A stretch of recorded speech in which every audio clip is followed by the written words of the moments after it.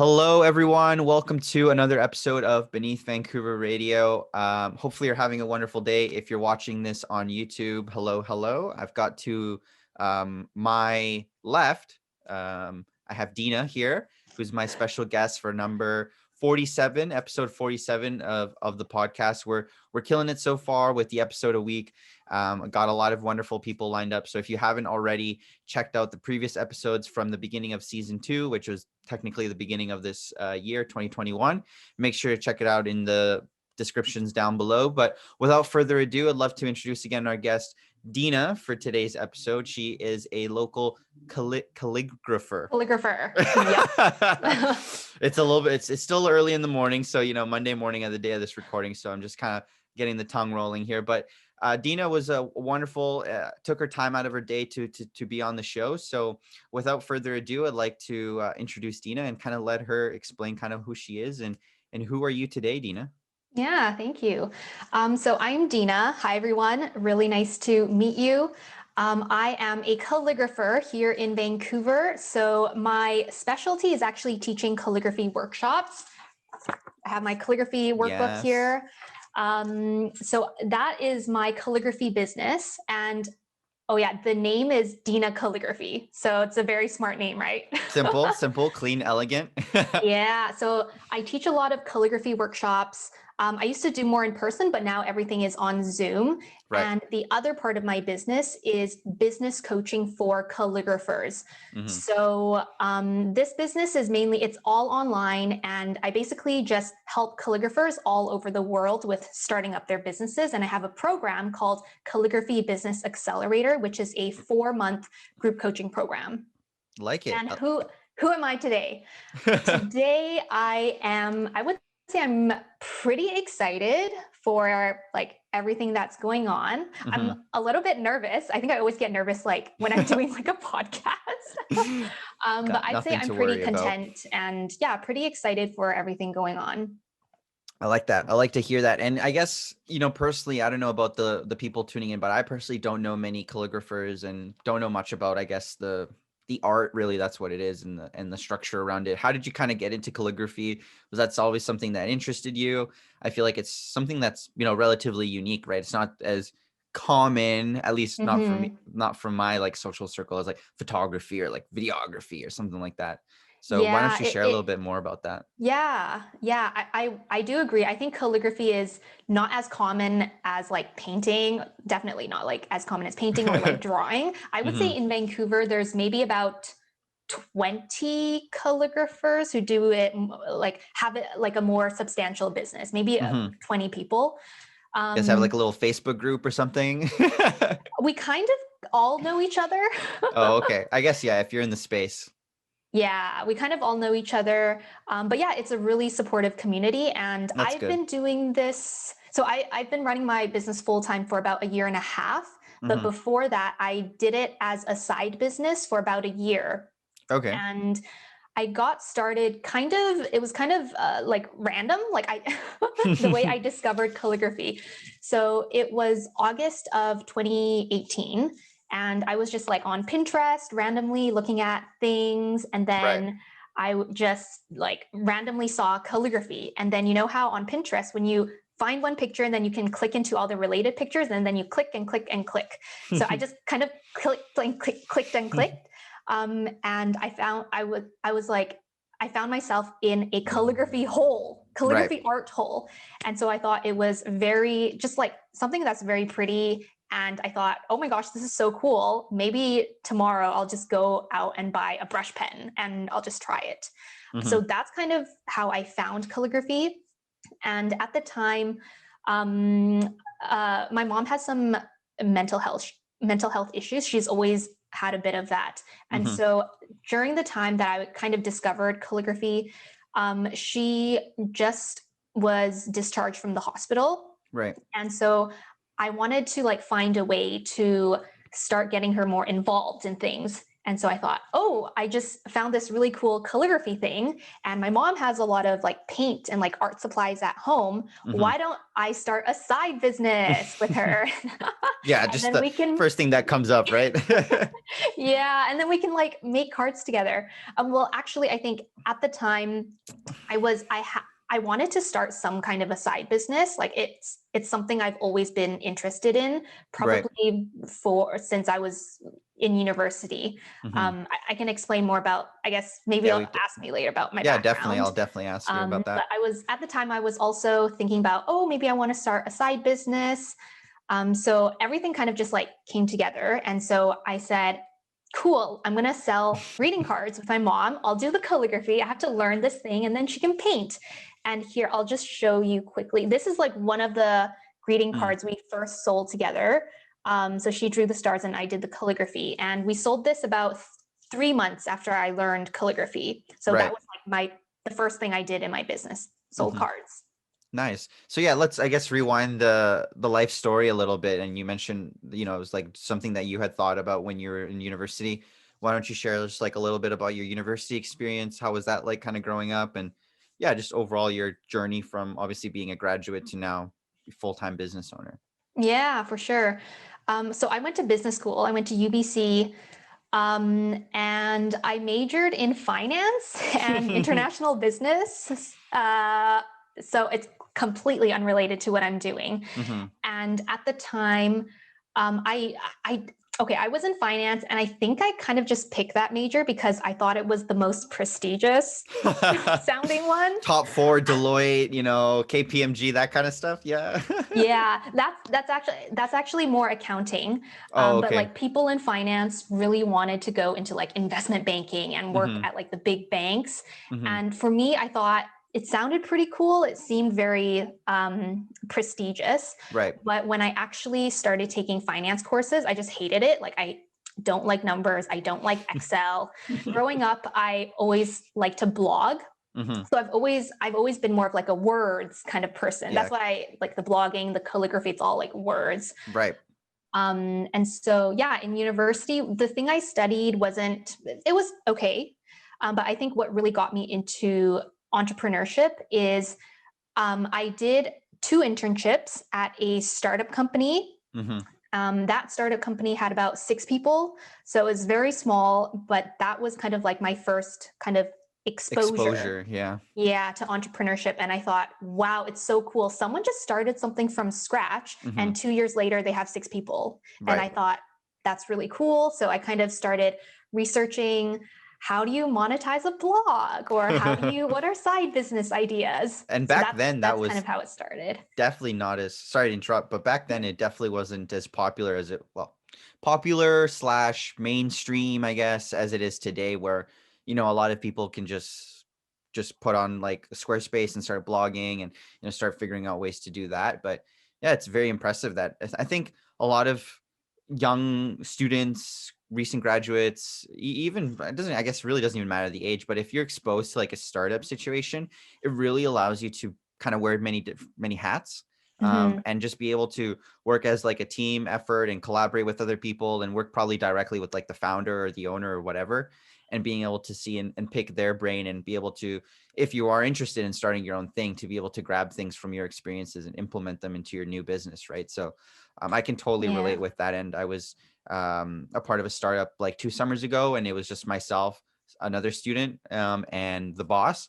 So it was really just 3 people in the office. So it was like just a lot of obviously back and forth, but a lot of collaboration. And yeah, it just taught me a lot of different skill sets that I think a traditional, and for those who are listening, I'm using air quotes, a traditional job would provide, right? So Yeah. And I think in business school, entrepreneurship was just starting to be a thing. yeah, So there were some things around entrepreneurship, but it was definitely like, I think most people go into business school to get a corporate job at a yeah, big company. yeah. Yeah. Why do you think, I'm curious to get your take on this, since obviously you're kind of in that transition period, and especially being in business school at the time. Why do you think, or from what your experience was, entrepreneurship was just starting to pick up? I guess I never really heard about it. I didn't even know the concept of Hmm. entrepreneurship in high school. Like I'd never, it was, Yeah. people would always say, what job are you going to do? What job are you going to do? Like, Yeah. are you going Where to are be you a going to doctor? work? Are you going to Yeah. be work A at a bank? lawyer. Yeah, lawyer. So I never, yeah, I never really heard about it. So I guess that's kind of why I feel like, but I don't know if it's just my university or what was it. Hmm. Probably like in, I guess, San Francisco, it's like it was a bigger thing, maybe earlier on. Right. But yeah, No, that's, that's mhm. interesting because I think from my experience, the high school that I went to, we did have, from what I recall, we had an entrepreneurship 12 class. I didn't take it because at the time I had no idea what what the hell entrepreneurship was either, right? And I'm not too sure what was taught or anything like that, but I guess like it just really depends on like the school district that you're in and obviously what's available. But yeah, I think Mhm. in general, especially now, if you were to compare like 2017, even 2018 to 2021, like now it's kind of the other way around. Like people go to school and they start like side businesses or whatever passion projects, and they want that to be like their full-time thing. Like you ask a kid like 10 years ago, what do you want to do when you grow up? Oh, I want to be a firefighter, a doctor, a lawyer. Mhm. You ask a kid now, I want to be a YouTuber, I want to be a Twitch streamer, I want to be a TikToker. Like it's really different, and it's only been like really 10 years. Like it's really crazy to imagine the changes in the generation, right? From like the millennials to the zoomers to whatever the new one is. I don't know, I'm not Yeah. familiar with the terms. So Yeah. It's way easier to start a business these days. yeah, the So easy. obstacles and burdens are definitely lower. So let's talk about that a little bit, because obviously the whole purpose of this podcast, or the whole like center around it, is obviously me having conversations with like business owners and entrepreneurs and stuff like that. But I feel like sometimes I don't get the opportunity to hear much about like the obstacles or the struggles when it comes to the actual opening and the starting of a business. Do you mind sharing just like a little bit of the transitional period from like making it a hobby slash side project slash side business to now like this is going to be it, this is my chance, it's do or die kind of thing? Yeah. I think as a side business, it was, I think my main struggle was just time. Like I had Right. my 9 to 5 job, which was my 9 to 5 job after university was like a government office type Hmm. job. And it Hmm. was very, I would say it's like, I never worked overtime. It was a very good, stable job, very Right. pleasant. I liked it. Very pleasant. Okay. It was very good. I think it was very good. So yeah, I think with any side business, like time management was really hard, but I guess I worked around it just by like for example, when I was on the SkyTrain, I would listen to a podcast, I would be replying to emails, I would do my Instagram on the SkyTrain, and I would just like find like time every day to just work on my business, even if it's like 10 minutes at a time. Right. And I think so after I sold the greeting cards in 2019, I had the idea of And maybe doing workshops. how did you sell the greeting cards? Sorry, I'm curious. Like Uh, Etsy or just like Instagram or? I just okay. So I wanted to have like a shop, but Hmm. then so I made a website on Squarespace, but I didn't want to Mm. pay for the upgraded plan to have Hmm. like e-commerce. So I Right. literally just made a form on my website and and I said, okay, here's what you can order. Just fill out the form and then I'll invoice you afterwards. Or you can I can meet up with you downtown and you can pay cash. So I didn't Right. even have like an official shop. It was literally a form, Oh, okay. like an order form. And I just Interesting. promoted it on my social media. Of course. Yeah. Yeah. So I would say 80% of people were my family and friends buying Hmm. from me.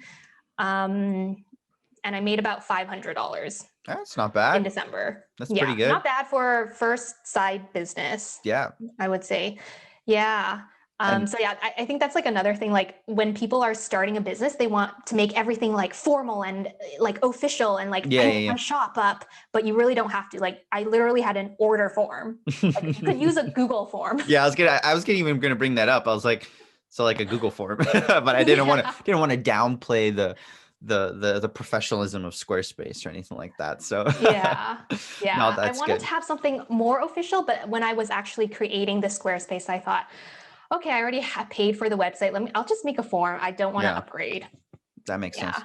So Yeah. obviously you So mentioned time. Sorry, continue. Yeah, about like yep. the struggle of time and stuff like that.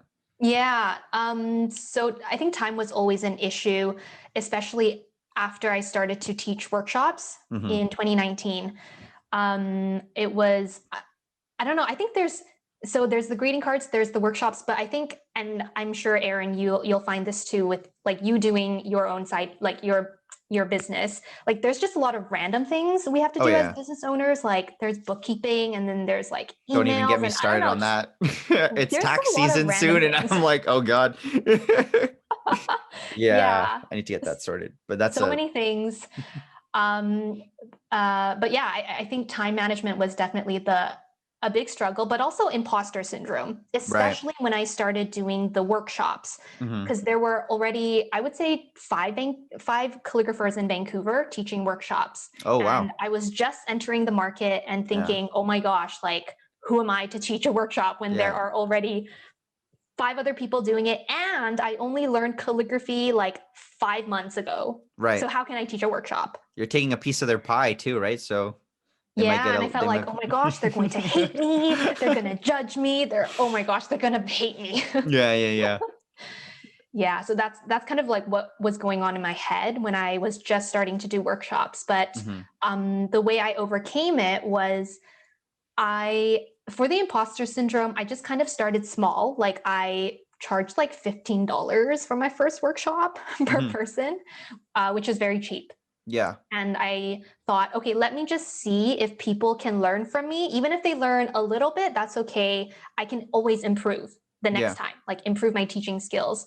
Yeah. So I just started small. I actually invited two friends over to my house before my first public That's workshop. smart. Do a little test run Yeah, on the so guinea I pigs. tried it on friends first, and then I did the public one. Okay. And you know, and I thought, even though there are other people doing it, who cares that I'm doing it too? Like I shouldn't be worried about what other people think. And there's so many people in Vancouver, like 3 million ish, right? There's so I many can people. fact check that real quick. Yeah, I think there's Vancouver 3 million in Greater population Vancouver. 2020.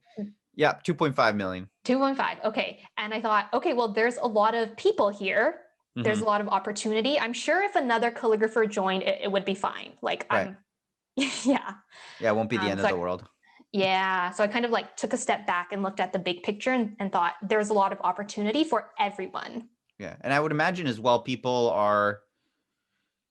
I mean, this is a huge like assumption, but I'm assuming even though like it's calligraphy, it's similar as like photography, even though the art is technically the same, but everyone has like a different perspective and a different style. I'm assuming calligraphy is probably similar Yeah, to I would some say so. extent. That's a good comparison. Right. Okay.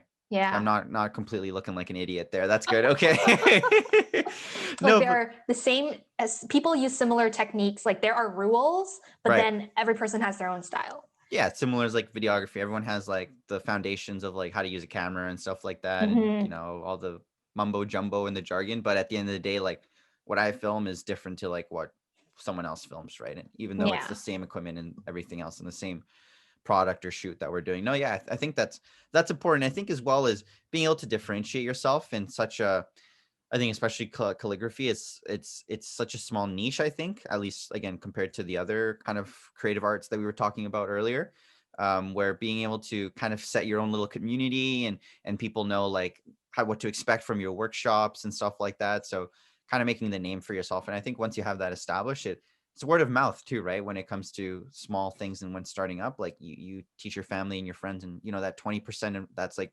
randoms, you could say, they'll let their friends and family know like, oh, you actually I went to this workshop, yeah, I just went randomly, Dina, she was great, and stuff Hmm. like that. So word of mouth is definitely really important when it comes to just kind of getting the ball rolling Yeah, and I the agree. foundation set. That's important. What was the transition to, I guess, like obviously doing them remote now, and was like obviously some certain aspects that you miss, I'm imagining, as like the in-person workshops. I know I would miss some aspects and feeding off the energy to some extent, I'd imagine. But how's that Yeah. transition been? Yeah. I think the big thing is that I can't help people like on their paper. Like Right. usually in the in-person workshops, I would demonstrate on their Hmm. own paper or help them fix things. But now I can only just get them to I just ask Hold it up, everyone please. to hold it up. Yeah, to hold it up, and I just give them feedback like verbally. So that's the big thing. Mhm.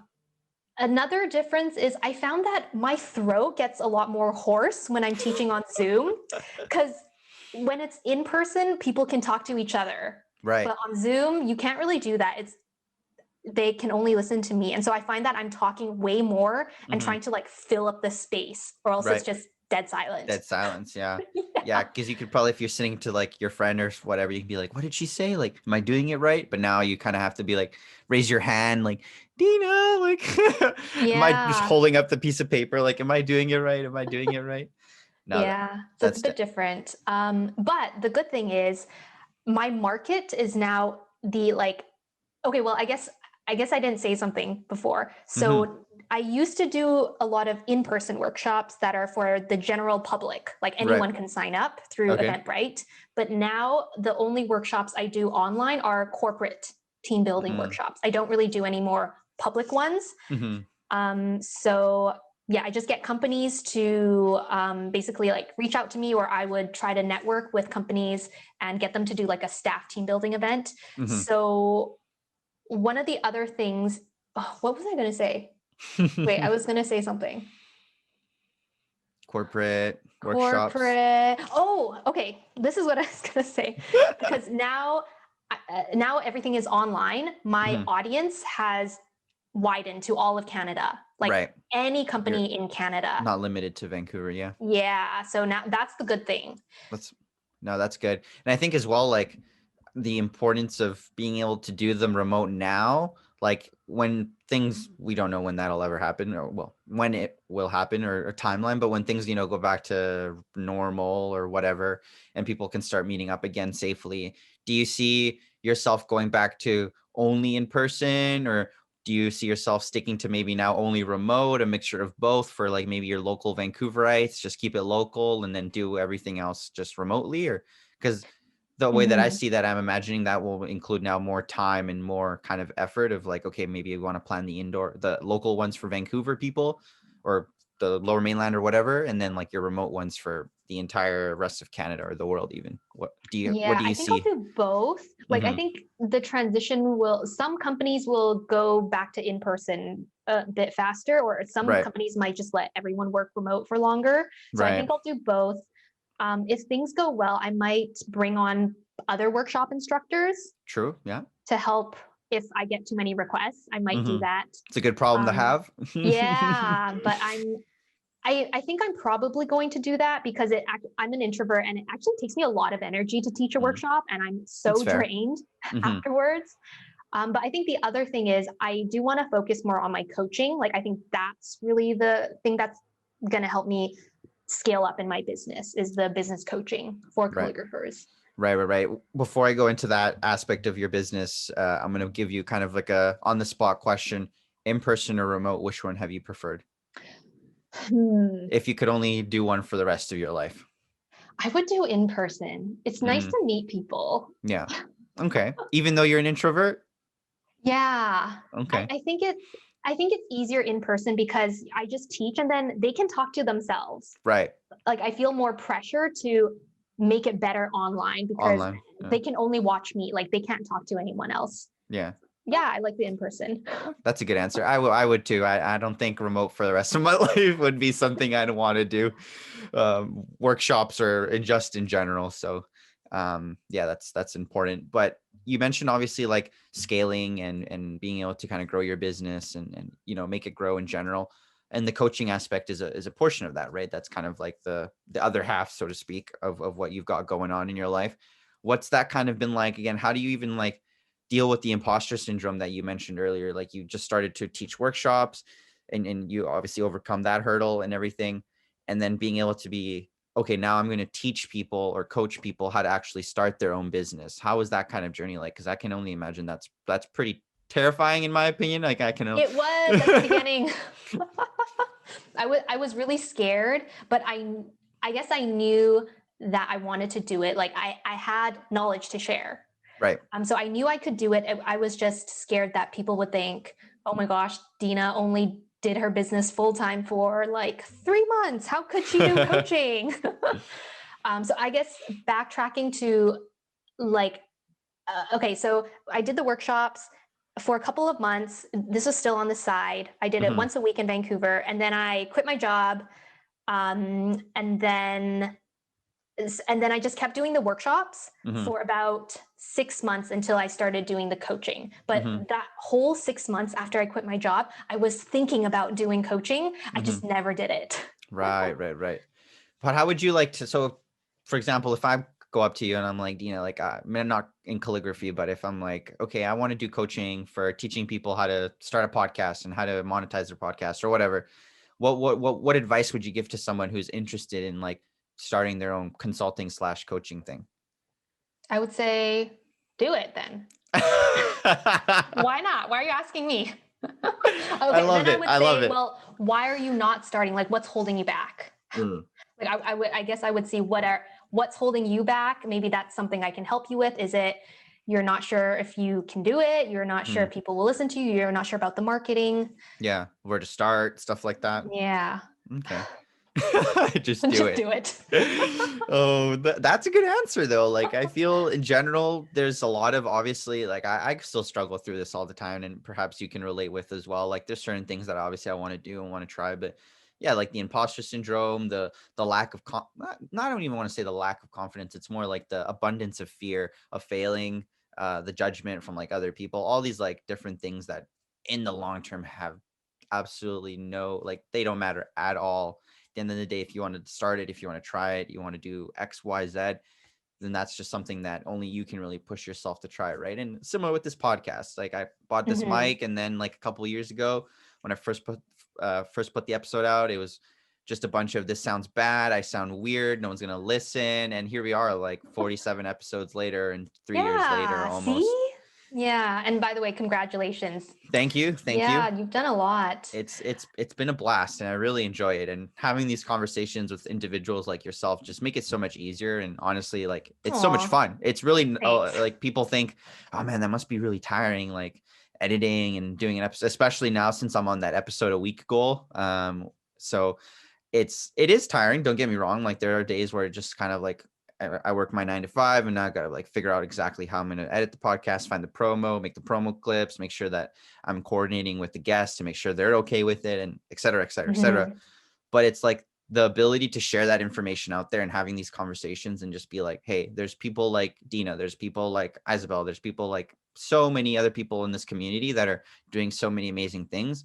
Like this is where you can hopefully just come together and find it. So Yeah, I love just it. do it is the Okay. is the Well, okay. Let me. I thought of something else okay, other okay, than just okay. do Okay. it. This is Okay. So after my 6 months of just me doing it full time, I thought about doing business coaching. But one thought I had was I've never had a coach. So how can I coach? So I never had hired it. a Okay. coach. That was a lot of coaches in that sentence, but okay, yeah, let's go for it. Continue. Yeah. So I wasn't sure if I could coach because I've never had a coach before for myself. Hmm. So I, I think this was like February 2020. I Hmm. thought, okay, I'm gonna actually do it now. But in order to start, I think it would be very, very helpful for me to actually hire a coach. So I hired a business coach for coaches. It's even more of the word coach. Woo! But yeah, she's a coach for people who want to start a coaching business. Hmm. And so I hired her on. And so with me and her name is Kristen, we kind of work together on me starting my Right. programs and my coaching. Okay. Yeah, I think just getting like a general sense of where to start is the hardest part. Like it doesn't necessarily have to be a coach or anything like that, but just even like doing a quick Google search or something on YouTube probably exists.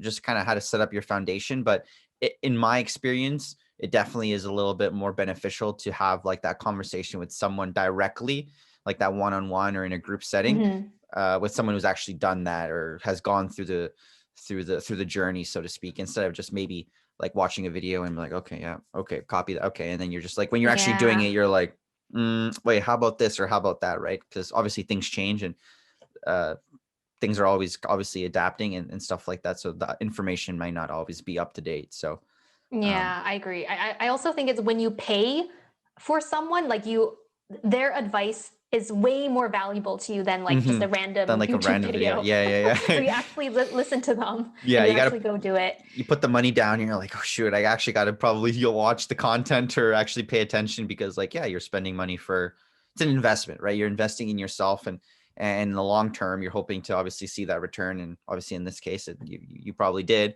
And being able to see the growth and be like, those $100 or whatever X amount of money at the beginning to set again the foundation and help myself have a clear path. Because I think obviously I don't think there's always a direct blueprint, but it gives you a good enough idea of where to start. So yeah, I totally agree. What's been the most you've enjoyed about your calligraphy journey so far? And no cop out answer like, oh, well, I just love doing it, I think there's a lot that I love. I don't know if I'll ever go back to a job. I'm not sure. I think definitely one is like the freedom and like the flexibility, and like I can just work at home in my sweatpants.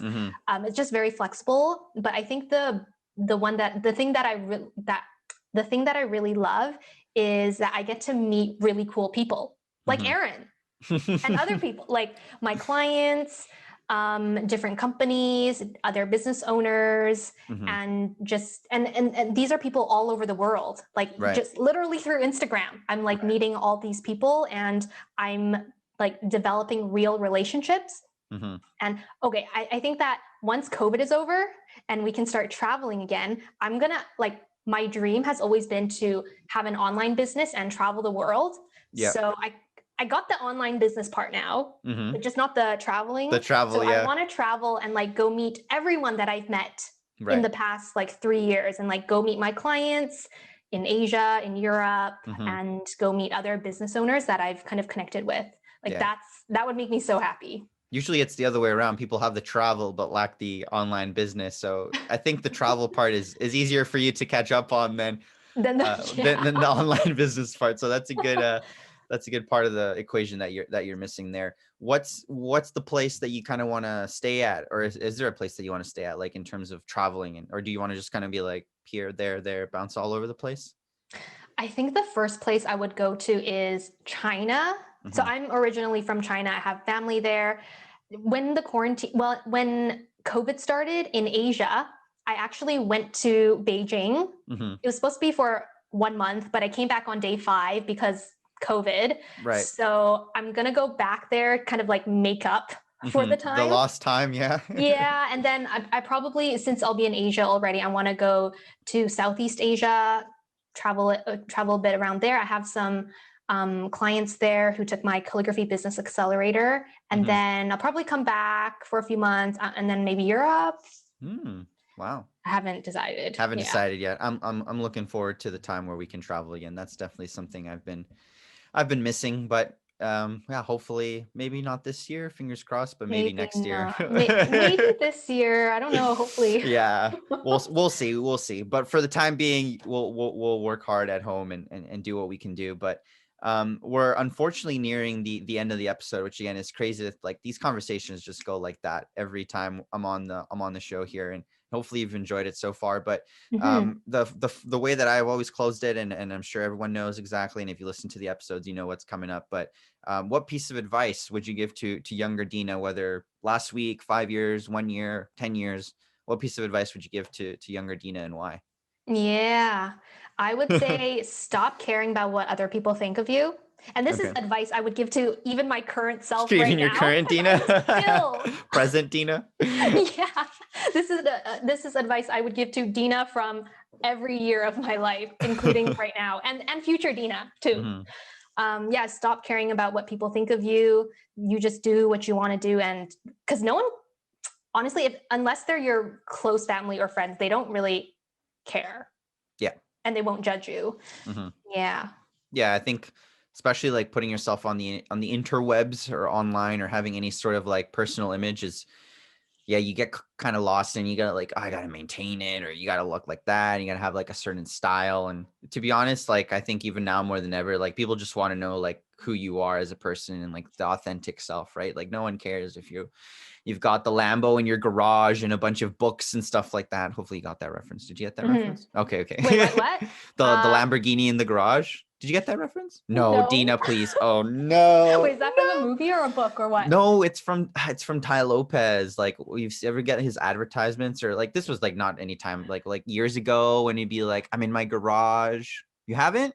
Okay. No, I've never seen that Your ad. homework after this podcast I'll wraps go up, Google it. just Google Ty Lopez Lamborghini and garage, and that'll be the. I will. I'm sure some of the listeners got it and are probably chuckling right now when they're tuning in. But anyways, at the end of the day, it doesn't matter. Be yourself. Show your true colors in that sense, and people will, if people vibe with you, if people enjoy the content or whatever you're doing, they'll follow you regardless of all the miscellaneous items and stuff like that. So yeah, I think that's super important and definitely something that I can relate to. And again, struggle, past self, present self, and future self will probably struggle with as well. It's an ongoing battle. But Dina, thank you so much. I really do appreciate it. You've been a blast. Hopefully, I think a lot of people understand a little bit more about like calligraphy and kind of like, I guess that even exists really. Because again, prior to, I guess, connecting with you, I did not know anything about it, right? And wasn't too familiar with that subject matter, or like kind of like the creative art in Vancouver, especially. So thank you for opening that avenue, not just for myself, but for, again, all the listeners today and that are tuning into today's episode.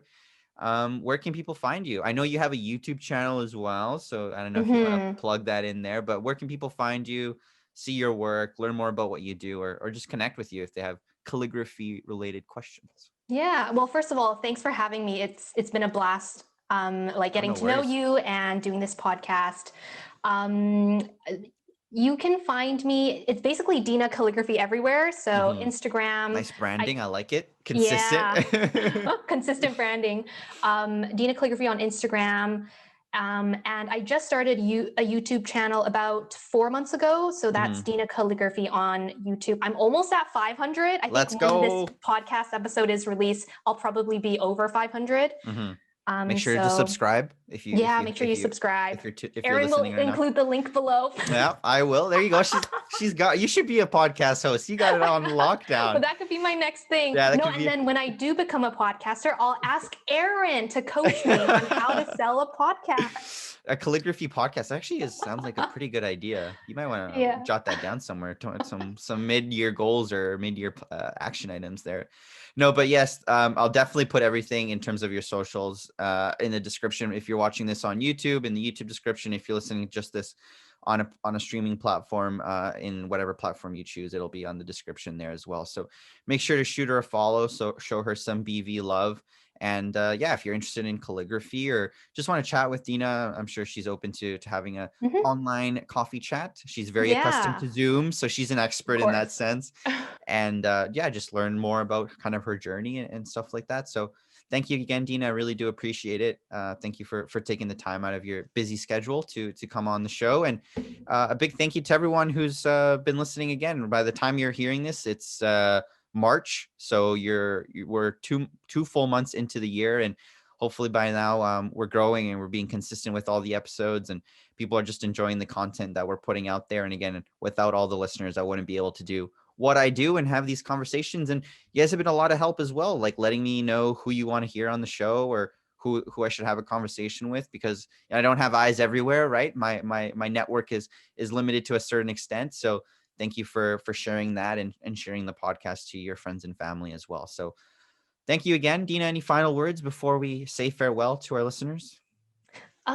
Final words. I guess just thank you.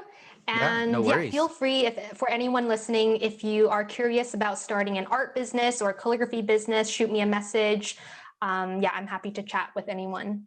Excellent. Thank you again. It's been Erin from Beneath Vancouver Radio and Dina, wonderful guest for episode number 47. If you haven't checked out all the episodes already, make sure to check them out. Again, we're available on YouTube and all streaming platforms. That's Spotify, Apple Podcasts, Google Play, Stitcher. I don't even know what the other ones are, but I'm pretty sure that covers most of our audience. And if you are listening on YouTube, make sure to hit that subscribe button as well down below. Get the video format of the podcast. And let me know in the comments if you have someone that I should have on the show. Other than that, thank you again and farewell. Bye, everyone. Thank you, Dina. You're welcome. Bye.